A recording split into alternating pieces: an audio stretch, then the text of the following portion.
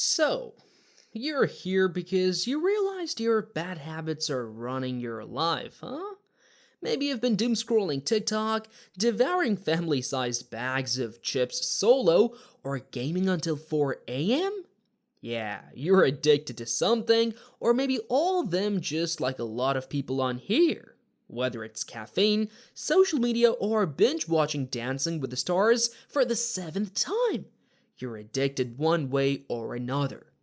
But hey, you can break free from your bad habits without completely losing your mind. But to really understand what we are talking about, we have to start from the very beginning. And if you subscribe to our channel, type subbed in the comment section and we'll pick a winner and give them a shout out in our next video. Okay, what even is addiction? Addiction sounds intense, but it's not always about extreme stuff like what you see in movies. Sometimes it's subtle, like checking Instagram every time you're bored or inhaling candy when you're stressed. At its core, addiction is a loop. It begins with a trigger, which could be anything: boredom, stress, or even just seeing your phone screen light up kicks off the craving. Next phase is the action phase, where you give in to the habit. Scroll, snack, smoke, whatever it is, you do it. And finally is the reward phase. This is the point where your brain gets flooded with the feel good thing.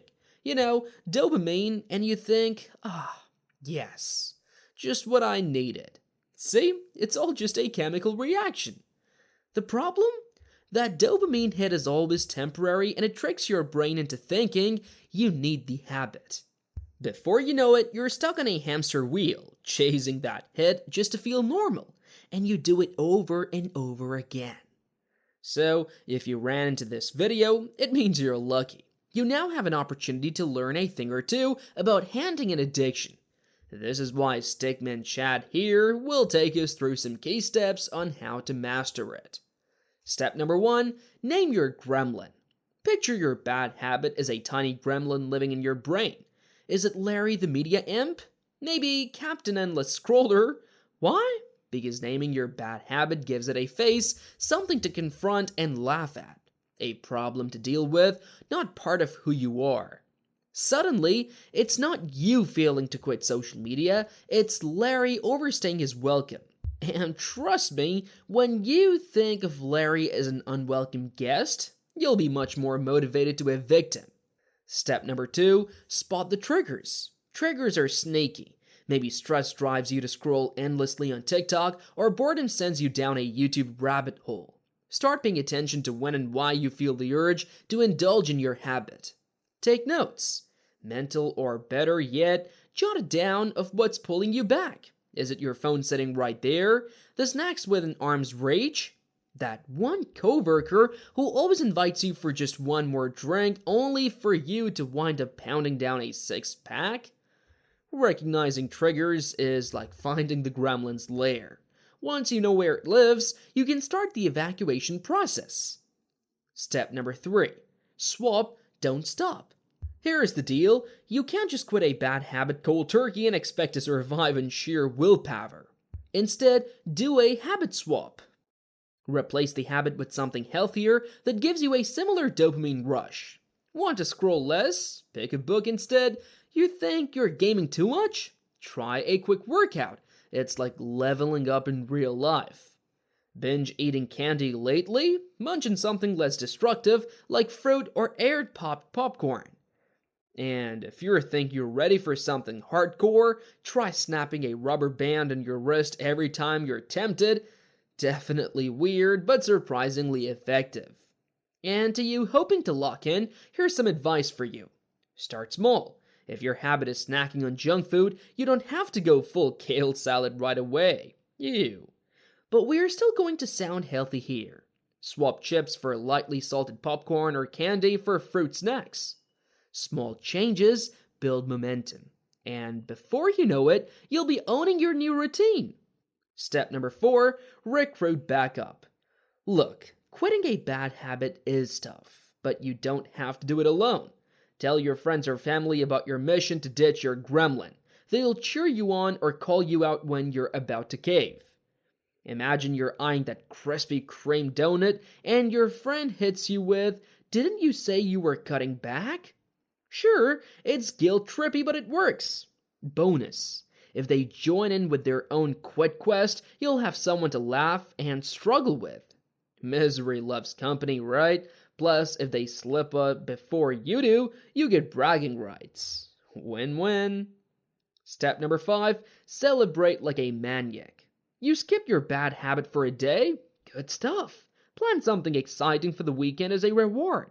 It might feel ridiculous, and it is definitely ridiculous, but celebrating small wins rewires your brain to love progress. And no, you don't need a parade every time you resist controlling Instagram, but hey, if you survived a whole week without caving, go wild. Reward yourself with something that doesn't drag you back to square one. Step number 6, out of sight, out of mind.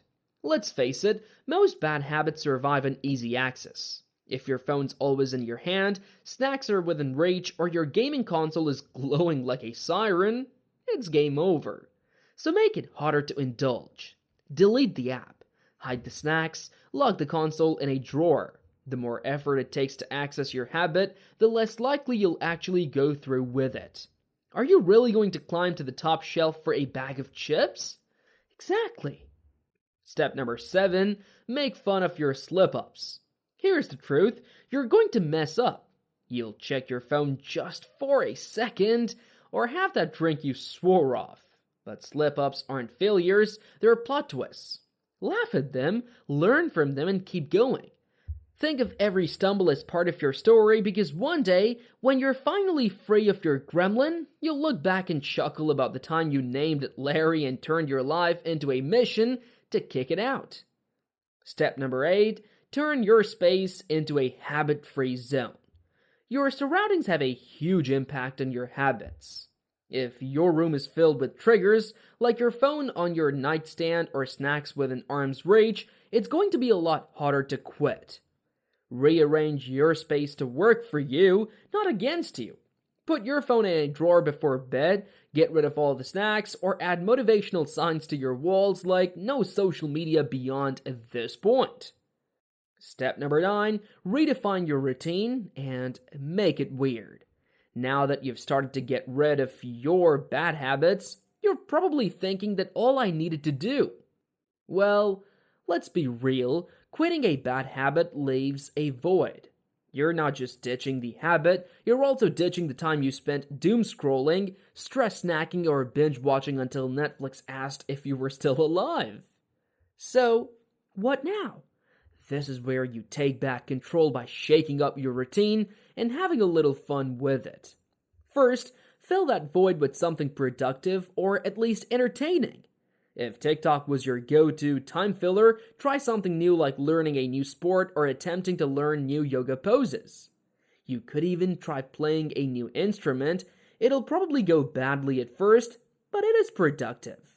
Or maybe channel that energy into building a Lego Death Star. It's wholesome and destructive all at once. Next, redecorate your space like it's a life makeover montage. Rearrange your room, create a no bad habits allowed zone, or set up a shrine to your new hobby. A dedicated cookie baking corner? Yes.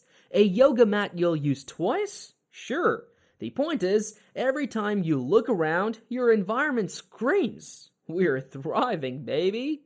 Finally, add a little randomness to your day, because nothing reminds you that life is fun like doing something totally ridiculous. Attempt an impossible yoga pose, or go watch your local college football game. Your brain loves novelty, and these silly breaks remind you that life without your habit isn't boring, it's actually hilarious. In short, redefine your routine, make it fun. You're not just quitting, you're upgrading to the deluxe edition of life. The one with productive habits.